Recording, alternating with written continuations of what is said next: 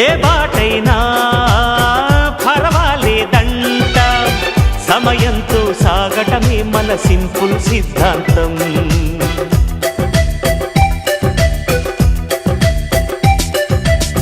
చిరుగాలికి పరిమళమిచ్చే సిరిమల్లెల వనమై ఉందాం, గగనాన్ని నేలను కలిపే హరివిల్లుల బంతెన అవుదాం.